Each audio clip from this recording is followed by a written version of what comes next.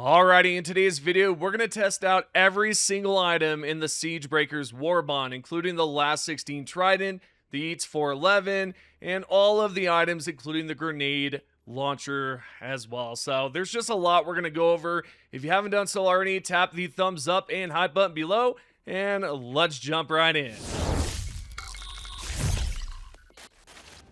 The first stratagem we're going to take a look at is the EAT 411 Leveler. Its call-in time is 10.15 seconds. Use is unlimited. Cooldown time 158 seconds. Support weapon, hell pod, anti-tank, expendable. And those are all the stratagem stats. So with that being said, right here we've got a charger. I'm just going to, get its attention, and I'm going to launch one of these 411 straight at its face. Just destroys it so quick. And if you're wondering about the radius here, it's about 30 meters from where I was, and that explosion just took me out. Also, if you're going to use it close range, just don't. I mean, you'll mess up probably, or you'll slightly damage the charger, or whatever you're aiming at. Now, of course, we cannot talk about the charger without talking about the impaler. It's a one tap as well. Just throw that sucker straight at its body or its face, and it'll go down pretty fast. The second faction we're going to take a look at is the Automatons, and of course it's a one tap for the Hulk, and it's also a one tap for the War Striders. You can potentially take out a second one if it's close by, of course, but what about the Factory Strider? Yes, you can take it out with the 411. It's awesome. It's not bad at all. But you can't take out one of these gunship fabricators, right? That's just not going to happen. Yeah, by the way, if you're going to use this, do not aim it at the shields like this. Don't be dumb like me. Wait for the shield to go down and then launch that sucker. Oh, man. But, yeah, anyways, you can tell that it didn't do much to it. I'm not sure what's going on there. It was dead center, just like that flesh mob I took out right there. Also, I want to point out that using two of these 411 EATs on the Leviathan does absolutely nothing. And yes, I targeted the same exact place, as you can tell right here at the tail. The second stratagem to test out is the CQC-20 Breaching Hammer. Call-in time 11.65 seconds. Uses are unlimited. Cooldown is 540 seconds. Stratagem traits support weapon, hell pod, explosive, anti-tank, and melee, of course. When it comes down to the weapon function, there is zero weapon function with this item. Anyways, the first Terminid we're going to test it out on is the Charger. We're going to go up close, whack it right in the face with a full charge, reload, and then hit it once more. A total of 2 hits is enough. But if you'd like to get close up, personal with this specific Terminid, go from behind and whack the abdomen. It's a one tap. But thankfully, there's a third option. If you break the armor on the legs, then pull out your secondary or your primary, you can finish it off that way. Next, the Impaler. All you have to do is wait for it to burrow underground, expose its fleshy orange bits, and then just hit it one time with a full charge. That's all you have to do. If you like, you can actually hit the leg and then shoot at the fleshy orange bits there, just like we did with the Charger. And as you can tell right here, I was able to take out the Hive Guard with 2 hits and the Nursery Spear with 1. If you can aim for the Dome, 2 for the Brood Commander, and 1 for the basic small enemies. The radius is probably about 3 if I had to guess. Also, you'll notice here that there's kind of like a little miniature explosion effect as well. I just noticed that, but yeah, man, it's pretty good for destroying multiple enemies. The only thing is you cannot use it to destroy these, buildings that are missions or side objectives. Continuing on, we have the Factory Strider here. We're going to tap the bottom feet here 4 times with a full charge. So tap it, reload 4 times, and that's enough to bring it down. If you want to take out a Hulk, aim directly at the front or the back. 1 hit is all you need. Now, not only can you defeat those 2 enemies, but you can also defeat a War Strider. Aim for the leg, hit it 2 times with a full charge. That's enough to bring that sucker down. You can also take out multiple automatons at once if you wait for them to cluster up together and tap them all with a full charge. You can also break down fabricators, believe it or not, with this, which is pretty cool and it's fun. And man, I just love this hammer so much. And taking out basic smaller enemies is a breeze. Super, super easy. And you're going to see here we have a Chainsaw Devastator. When you hit it, it does stagger a little bit, and you're just going to continue meleeing away. Let's now try it out on the Flesh Mob. It's going to be a one tap. Yes, one hit to the body. I also want to point out I experienced a weird bug here. As you can tell, I have a full charge, and nothing is going on. The explosion effect, nothing was activated, so very strange. Nevertheless, did you know you can use the brand new hammer to bring down a harvester? Aim at the leg, hit it once, and then tap it twice, and it'll go down just like so. Super easy, and it flopped right over. But what about smaller enemies? What if you're just ganged up like so? Tap the ground one time, and the radius is so incredible you could take out multiple enemies at once, and including those tough little suckers there known as the good old overseers. Also, if you want to blow up a spaceship, you can, but it's a little odd. As you can tell, I had to tap it 4 times. Specifically, I had to aim at the gate or the entrance. The third and final stratagem is the GL-20 belt-fed grenade launcher. Call-in time is 11.65 seconds. Use is unlimited. Cooldown time 540 seconds. Stratagem traits are support weapon, helipod, explosive, backpack, and heavy armor penetrating. So yeah, it's just like the grenade launcher. Also, not only that, there is a weapon function here. You can switch between 3 firing modes. You can change your RPM from slow to really fast. With that said, let's try it out on the charger. What we're going to do here is ignore the back, right? We're going to ignore the fleshy orange sack abdomen. Just completely ignore it. And we're going to turn that speed up a little bit there on this weapon in particular. And we're just going to aim for the face.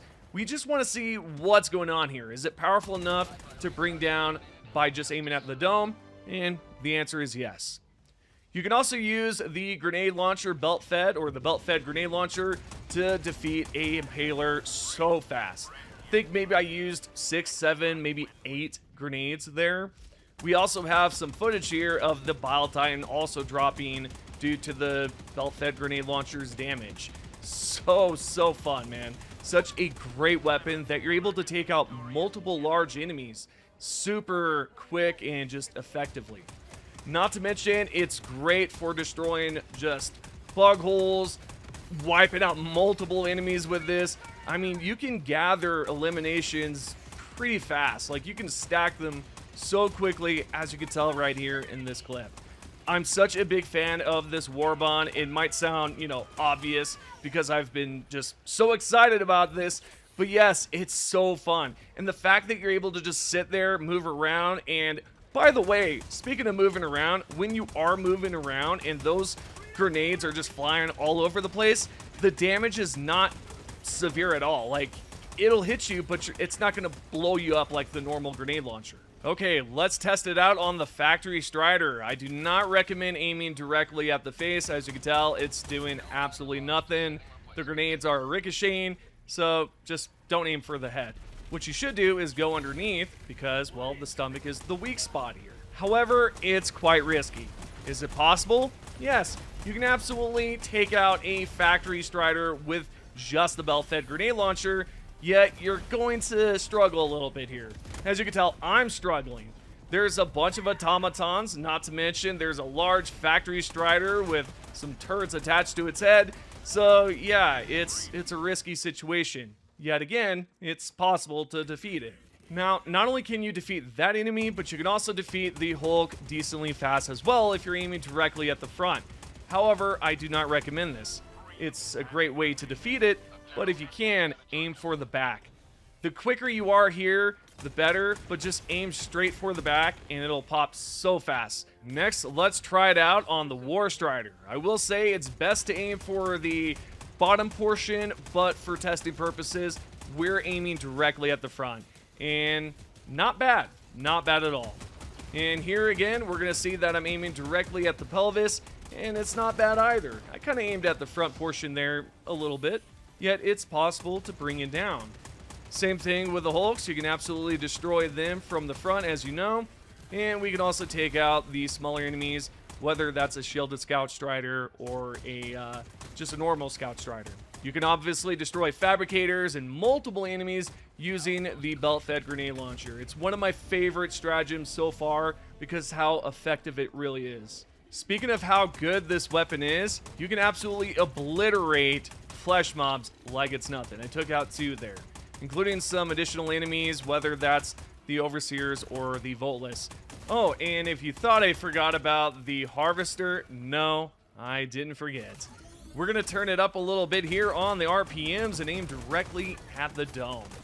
Yet it's quite difficult when you're just, I don't know, ganged up by a bunch of Voltless, yet it's possible. As you can see, that thing is dropping like nothing. Dropping like it's hot, by the way. Anyways, what I want to show you here is another clip of myself just destroying this particular enemy here, and it's about to launch itself the opposite direction of where I'm facing. And yeah, it only took maybe a quarter of a mag to bring it down. Speaking of which, you're not going to bring down the Leviathan with this specific weapon. It's not going to happen. You can tell the ricochet icons popping up. It's absolutely just useless. You're better off aiming at something else like a flesh mob or whatever, right? Because they're going to disappear anyways. With the 3 brand new stratagems out of the way, we have the LAS-16 Trident, which has a damage of 360, fire limit 2, recoil 4, fire rate 300. And the weapon traits are light armor penetrating and heat. Okay, so let's try it out on the Impaler and see if it's effective or if it's bad. As you can tell, I aimed at the top portion, which is the weak spot. I overheated, and then I basically respawned and shot like 2 bullets maybe. Well, multiple lasers. We're going to try it out on the Charger as well. I'm going to throw a Urchin, so that's stun. And to be fair, it's going to take a little bit here. Not too long. I overheated 1 mag, and the second mag was enough to completely annihilate the Charger. So let's try it out on something that's not so big, like these smaller enemies. The Nursery Spewer, the Warriors, and every single enemy that's right here. And I just want to point out something that's obvious. It's light pin. I get that. And I can see the comments already from players who haven't played Helldivers 1, right? You're probably saying, hey, it needs medium pin. What is going on here? I don't like this weapon, and so on. Okay, I get that. But again, in Helldivers 1, this was a light pin weapon. It wasn't medium pin, it wasn't heavy, and, you know, the developers just basically wanted to keep the originality, right, from Helldivers 1, and that's what they did here. It's not a bad weapon because, as you just saw there, I took out multiple automatons, and then I hit this specific Hulk with a dart and then went right behind it and took it out so quick. You can also defeat these Scout Striders as well pretty fast, and when it comes down to enemies in the distance, you can obviously take them out. It is a little risky and it's not as accurate, but let's be real here. It's a shotgun, right? It's a laser shotgun, so it's not supposed to. But you can use it long range. Let's talk about the last faction here, which is the Illuminates. And man, super fun weapon for them specifically. I think this weapon is actually designed for them. You can defeat Hulks with an overheat mag and an additional like few shots afterwards. 5 shots for the chest plate on an Overseer, 2 shots, maybe 1 for the floating Illuminate. For some reason, I just can't think of it. Regardless, we're going to take down another flesh mob super fast. I want to point out something. If you slowly tap it, you practically have infinite ammo. You just have to rely on the fire rate. So don't tap it so quickly and you'll be fine. That's my only recommendation or suggestion when using this specific weapon. Moving along, we have the final item here, which is the throwable, the GSH-39 shield. The damage is 75, oddly enough. The penetration is 3 and the outer radius is 4, so it's not small, but it's okay. And the weapon trait is sticky, so you can throw it on a wall, throw it on whatever, and it'll stick. So is it good or is it bad? I actually like it quite a lot. It can be a lifesaver. And surprisingly, the shield is very resistant to shots. It stays up decently long, and man, I think it's perfect for players who are specifically fighting the automatons. It's not bad on the Illuminate, but, you know, mostly the Illuminate enemies are melee types, right? They're not really shooting at you much besides Overseers. Same thing with the Terminids. So I would mainly use this specific throwable on the automaton missions. It's so good.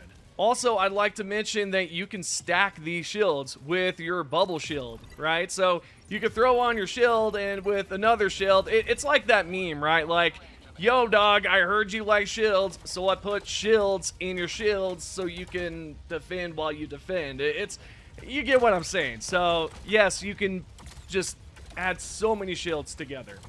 But I also want to point out that you cannot throw this on vehicles and whatnot. It just doesn't stick. Lastly, we have the passive, and to be honest, it's not bad. It's really not bad. I think some of you might not like it. I think it's great for players who just want to continuously move. When you receive damage, it refills your stamina bar decently, as you can tell right there on the bottom. It's actually kind of impressive. If you pair this with Dead Sprint, you're obviously going to see like a little bit of stamina in the middle, so it really doesn't pair well there, but it pairs well with a bunch of other boosters. Alrighty, with everything being said, is the Siege Breakers Warbond S tier? Yes, it is, and let me explain why.